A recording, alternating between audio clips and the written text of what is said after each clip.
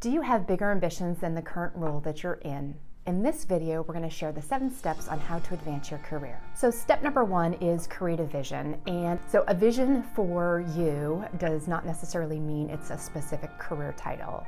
It certainly can be aiming towards one, but I look at a vision really is ultimately what is important to you for how you spend your time and what you do with yourself in whatever career path you choose. A vision really could be as simple as a couple of sentences that outlines key elements that are very important to you.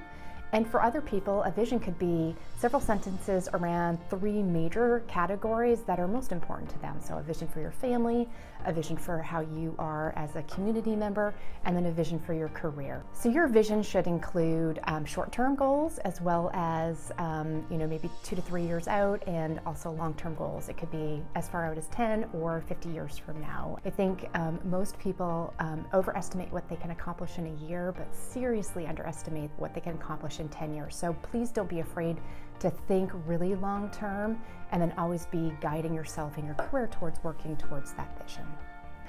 If you have a vision that you're working towards, you absolutely should share it with your direct supervisor or a leader inside of your organization.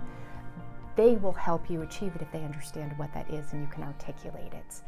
Also, I think it's really important to have external mentors and sharing it with friends and family. They will help you stay on course if they understand what you're trying to achieve. So in asking for a meeting to sit down and share your vision and goals with your boss should be a scheduled time that you set aside to specifically address that topic. At that meeting, bring a document to share so that they can not only read but listen to what you're asking for.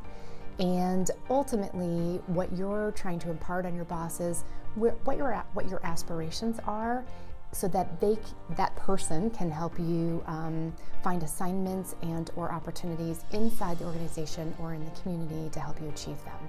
So the goal before you complete that meeting is to get another meeting on the books, so that you're coming back together and really sharing what advancements that you've made towards achieving your action items.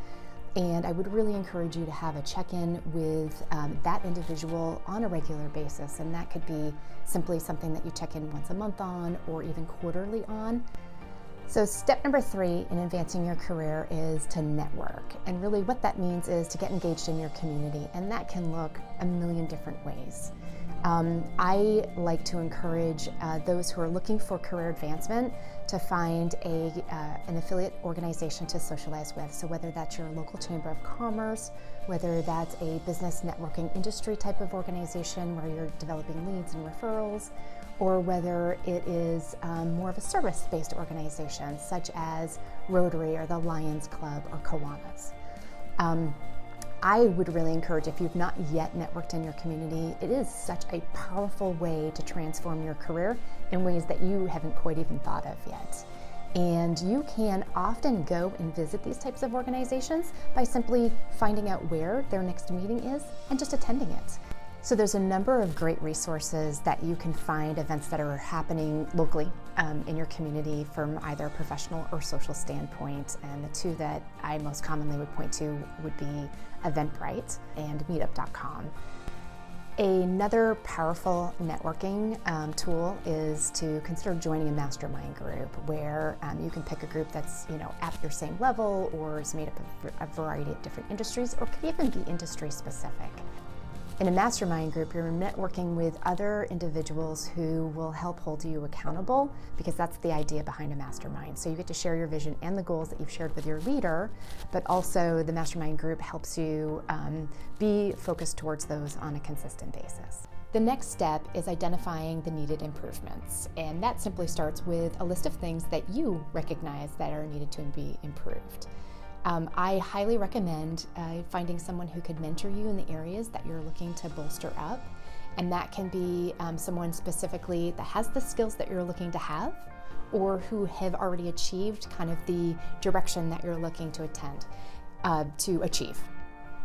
Also, I think that it's really critical that you identify resources and books that you can start to acquire knowledge that you're looking for. And we have at our deliberatedirections.com website a fantastic list of recommended reading that covers a vast amount of business and development type tools, personal development. Also consider attending local seminars and classes that might be available in your local community. And don't forget, the internet is an amazing tool. You can look up YouTube, you can almost learn anything that you want. So consider creative tools that will help you achieve the skills that you're looking to have. The next step is creating an action plan. And I'm a big fan of looking at things in 12-week sprints or quarterly in a 90-day goal. So how do you create a 90-day plan? When I work with my clients to do that, we really help them identify the 3 to no more than 5 major goals that they're looking to focus on in that particular 90-day period. And I ask them to write SMART goals. So that identifies kind of the exact steps that needs to go into accomplishing the bigger goal.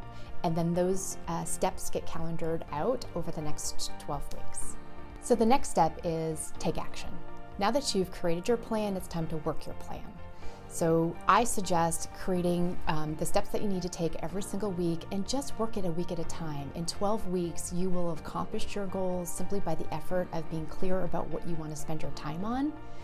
I'm also a big fan of looking for wins. So too often as we're working towards a big goal, it's really the baby steps and the consistency of working towards that goal that actually achieve the ultimate goal. An easy way to set yourself up to get small wins is to understand what is moving you forward. So if your personal goal, you're a salesperson, your personal goal is to have 5 meaningful conversations, appreciate and be grateful for those and celebrate when you actually book them on your calendar. Just yesterday, as I was working with a client and asking her if she'd celebrated, she had closed, she'd signed on the line with a client, and her idea was that the win would be at the end when she got her commission paid. But really, honestly, signing the client, having it be the right fit and choosing you is the win, and the outcome will be the commission at the end of the day.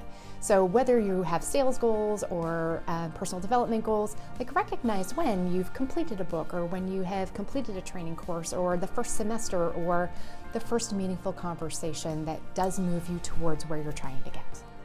So the most important thing to keep in mind while you're trying to build momentum towards your goals is that it is a fluid process, and the way that you think it's going to get there sometimes doesn't work out that way.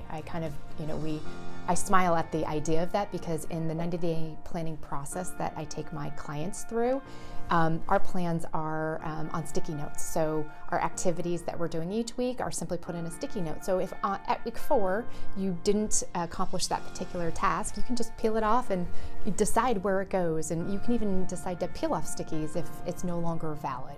So momentum is sometimes the permission to know that it's not going to work out exactly as you thought it would be on the day that you created your plan, but that you're continuing to work towards the goal. Plans don't always go as you'd anticipated. So if you hit a wall, I fully give you permission to just reassess where you're at and do the next most logical action to move you forward, or change it slightly if it needs to be. New information happens all of the time. I look at it as a snapshot in time only, and then each week working towards ensuring that at least you're moving yourself forward.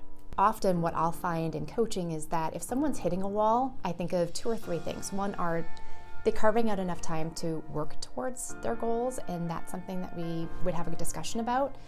But often I also find that they've set a goal that is not a goal that's important to them. And that's one thing that I always like to say is if your goal is to lose 15 pounds every single quarter and you never achieve it, is it really an important goal to you, or is it someone else's expectation of you? So if you hit a wall, I suggest reflecting on whether the goal is written in a way that is meaningful to you, and 2, how can you reorganize your time schedule to really be able to work towards it? And maybe it's just a better understanding of the steps that are needed to be able to achieve that. So breaking it down even finer and having someone to bounce that off of in a mentoring or a coaching session is so invaluable. Every 90 days, you want to realign where you're heading with your goals. And the process that I lead my client community through is a couple of quick, simple steps. First is we identify hopefully your top 10 successes that you've just had in the past 90 days so that you can really be grateful and relish where those came from. Then we lead you through a process, and what I suggest is identifying 3 to 5 things that you need to stop doing that are preventing you from achieving your goals, the 3 to 5 things that you want to make sure you absolutely continue to do because they're part of the success that you've just had, and then the 3 to 5 things you might need to start doing in order to work towards achieving your next 12-week goals. I always like to ask my clients to identify some type of reward as you're achieving your goals, and it doesn't have to be expensive or big. It could be treating yourself to a specialty coffee or a new pair of shoes, as I might do if I land a new client. And in some cases, it's finally taking your family on that big vacation. So a reward that would be pertinent to what's important to you as well as your budget. One of the steps that we implement in our 90-day planning is to have you write yourself a letter once you've finished completing your 90-day plan. And then at the 11th week, we mail it to you. So you're receiving a self-written letter to yourself. And when you receive that letter in the mail, you get to really figure out what you had thought 12 weeks ago and what you'd actually achieved. It can be so powerful and really inspiring for you. I'm hoping that these steps will help you advance your career, and if there's anything that we can help you with here at Deliberate Directions, this is what we help our clients achieve: is vision, goal setting, 90-day planning, and accountability. So if you have found this video helpful, please like, share, or subscribe. And if you would like a one-to-one conversation to talk about your career advancement, please email us through our website at deliberatedirections.com.